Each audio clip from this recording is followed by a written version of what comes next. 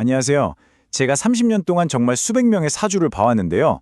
오늘 이야기할 이 신묘일주만큼 뭐랄까 참 특별하고 매력적이면서도 동시에 아주 모순적인 기운을 가진 일주는 정말 드물어요. 그래서 오늘은 이 신묘일주에 대해서 한번 제대로 깊이 파고들어 보려고 합니다. 자, 시작부터 어떠세요? 굉장히 강렬하죠? 제가 신묘일주 분들 상담하면서 정말 많이 듣는 말이 바로 이거예요. 돈이 진짜 많거나 아니면 아예 없거나. 딱 한 문장인데 이게 신묘일주의 삶, 특히 재물운을 그냥 관통해버리는 말입니다. 도대체 왜 이렇게 극단적인 재물운을 갖게 되는 걸까요? 오늘 그 비밀을 하나하나 같이 풀어보겠습니다. 자, 그럼 먼저 신묘일주가 대체 뭔지 그 정체성부터 한번 들여다볼게요. 신이라는 글자하고 묘라는 글자, 이 두 글자가 만난 게 모든 이야기의 시작점이거든요. 우선 신금부터 볼게요. 이건 그냥 쇠가 아니에요. 잘 깎아놓은 다이아몬드 아니면 아주 뾰족한 바늘 같은 그런 에너지라고 생각하시면 돼요. 그래서 되게 정교하고 아름다운데 동시에 어때요? 엄청 날카롭고 가끔은 콕 찌르는 듯한 그런 차가움이 있죠. 신묘일주의 그 완벽주의가 바로 여기서 나오는 겁니다. 자, 그럼 그 밑에 있는 글자, 묘목은 어떨까요? 이건 완전 반대예요. 봄에 막 돋아나는 새싹, 그리고 팔짝팔짝 뛰어다니는 토끼를 생각하시면 돼요.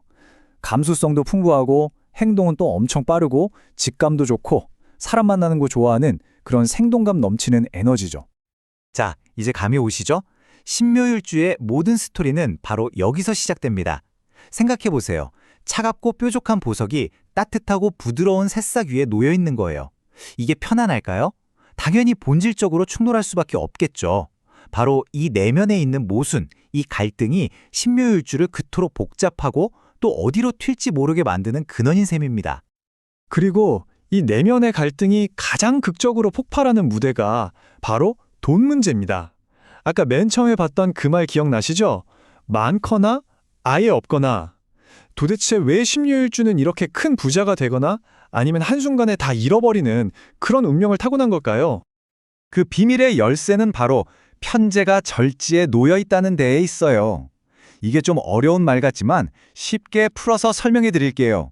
편재는 뭐냐면 사업이나 투자 같은 걸로 한 방에 큰 돈을 버는 재능이에요. 신묘일주는 이 재능을 타고났어요. 근데 문제는 그 재능이 말 그대로 끊어진다는 아주 불안정한 땅 위에 서 있다는 거죠. 마치 살얼음판 위에서 돈을 버는 것과 같아요. 이게 바로 그 지독한 재정 롤러코스터의 진짜 원인입니다. 그 날카로운 신금의 직관으로 돈 냄새는 기가 막히게 맡아요. 저거 돈 되겠다. 기회를 딱 포착하죠. 그런데 그 묘목 토끼의 성급함 때문에 욱해서 위험한 투자를 해버리거나 사람을 너무 쉽게 믿어서 한 방에 다 날려버리는 경우가 생기는 거예요. 제가 상담하면서 이런 경우를 정말 한두 번 본 게 아닙니다. 그래서 그리고 모든 명리학 이론이 공통적으로 드리는 조언은 이겁니다. 돈 버는 재능은 정말 탁월해요. 그건 마음껏 쓰세요. 하지만 버는 것보다 더 중요한 게 뭐죠? 지키는 거죠. 리스크 관리를 정말 철저하게 해야 합니다. 이게 신묘일주가 안정적인 부를 쌓을 수 있는 거의 유일한 방법이라고 할 수 있어요. 자, 그럼 이번에는 그 보석의 날카로움이 사람 관계, 특히 말에서 어떻게 나타나는지 한번 볼까요? 저는 이걸 바늘의 저주라고 부르고 싶네요. 왜 신묘일주의 말은 가끔 칼보다 더 아플까요? 그건 바로 현침살이라는 기운 때문이에요. 현침이 뭐냐면 매달려 있는 바늘이라는 뜻이거든요. 애초에 신이라는 글자 자체가 뾰족한 바늘 모양이잖아요. 이 기운 때문에 분석력이나 통찰력은 엄청나요. 근데 문제는 자기도 모르게 상대방의 가장 아픈 곳을 바늘로 콕 찌르는 말을 툭 던지게 된다는 거죠. 이게 악의가 있어서 그런 게 아니에요. 그냥 남들이 못 보는 디테일이 보이고 그걸 필터 없이 그냥 팩트라고 말하는 거죠. 근데 듣는 사람은 어떨까요? 특히 가장 가까운 가족이나 배우자한테는 그 말이 비수처럼 날아와서 심장에 꽂히는 겁니다. 난 그냥 사실을 말한 건데? 라고 생각하지만 상대방은 이미 피를 철철 흘리고 있는 거죠. 자, 그럼 이 날카로운 혀를 어떻게 해야 할까요? 바로 여기서 명리학의 아주 현명한 해법, 업상대체라는 개념이 나옵니다. 쉽게 말해서 직업으로 땜빵한다는 거예요. 물기를 막는 게 아니라 아예 다른 곳으로 물기를 터주는 거죠. 나의 그 날카로운 에너지를 억지로 누르려고 하지 말고 아예 그 에너지를 써야만 하는 직업을 가져서 긍정적으로 풀어버리는 겁니다. 정말 똑똑한 방법이죠. 예를 들면 이런 거예요. 의사가 쓰는 메스, 디자이너의 가위, 셰프의 칼. 전부 다 날카로운 바늘의 에너지잖아요. 이런 직업을 가지면 사람을 말로 찌르는 대신 그 예리함을 기술로 쓰는 거예요. 그러면 어떻게 될까요? 그 저주 같던 현침살이 오히려 나를 최고의 전문가로 만들어주는 축복이 되는 거죠. 유명한 헤어 디자이너 차홍 씨도 신묘일주로 알려져 있죠.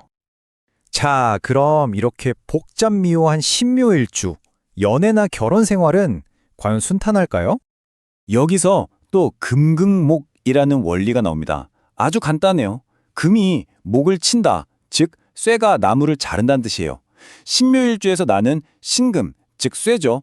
근데 배우자 자리는 묘목, 나무란 말이에요. 그러니까 내가 가만히 있어도 내 존재 자체가 배우자를 계속해서 찍어 누르고 있는 형상인 겁니다.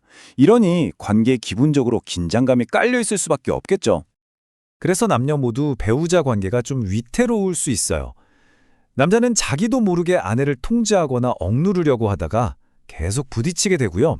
여성의 경우는 더 복잡한데 배우자 자리에 시어머니가 떡하니 버티고 있는 형국이라 시댁 문제로 힘들거나 아니면 남편 보기 좀 극단적이라서 능력이 뛰어나지만 나를 힘들게 하는 남자 아니면 착하기만 하고 능력은 없는 남자 사이에서 고민하게 되는 경우가 많습니다. 결국 공통적으로는 가정이 좀 편안하지가 않은 거죠. 그래서 옛날 명리책부터 지금까지 내려오는 아주 재미있으면서도 실용적인 조언이 있어요. 좀 파격적으로 들릴 수도 있는데 바로 주말 부부를 하라는 겁니다. 이게 무슨 뜻이겠어요? 일부러라도 좀 떨어져 지내라는 거예요. 매일 붙어 있으면 그 날카로운 기운끼리 부딪혀서 서로 상처만 주니까 물리적인 거리를 둬서 각자의 공간을 존중해 주는 게 오히려 관계를 더 건강하게 오래 유지하는 비결이 될 수 있다는 아주 현실적인 지혜죠. 자, 지금까지 좀 어려운 얘기들을 많이 했는데요. 그럼 이 강력하고 까다로운 신묘의 에너지를 어떻게 하면 잘 다스려서 내 인생의 무기로 쓸 수 있을까요? 그 방법을 알아보겠습니다. 결국 신묘일주가 균형을 잡기 위한 열쇠는 몇 가지로 요약할 수 있어요. 첫째, 조급해하지 마세요. 가위로 이제 막 돋아나는 새싹을 자르는 이미지를 항상 기억해야 합니다. 좀 기다려주는 인내가 필요하고요. 둘째, 말하기 전에 딱 3초만 생각해 보세요. 내 말이 상대를 해치는 칼이 될지, 살리는 약이 될지. 셋째, 돈 문제는 직관의 밑대 결정은 냉철하게. 기회는 직관으로 잡고 지키는 건 계획으로 하는 겁니다. 그리고 그 예리함을 사람에게 쓰지 말고 나만의 기술이나 예술로 승화시키는 것. 마지막으로 어설프게 많은 사람을 사귀기보다 소수의 사람과 깊고 진한 관계를 맺는 게 훨씬 중요합니다. 결국 핵심은 뭐다? 나를 바꾸는 게 아니라 내가 가진 에너지의 방향을 잘 잡아주는 겁니다. 실제로 우리 주변 유명인들을 봐도 알 수 있어요. 홍상수 감독의 그 날카로운 디테일, 그리고 박지성 선수의 그 지치지 않는 에너지와 정교한 플레이.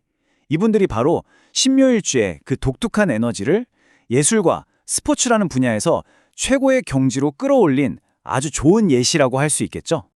자, 오늘 긴 이야기의 마무리로 이 질문 하나를 스스로에게 던져보셨으면 합니다. 신묘일주의 가장 강력한 무기인 그 날카로움은 결국 도구입니다. 여러분은 그 도구로 사람과 사람 사이의 다리를 만들고 계신가요? 아니면 나도 모르게 높은 벽을 쌓고 계신가요? 오늘의 이 이야기가 그 답을 찾는 데 조금이나마 도움이 되었기를 진심으로 바랍니다. 감사합니다.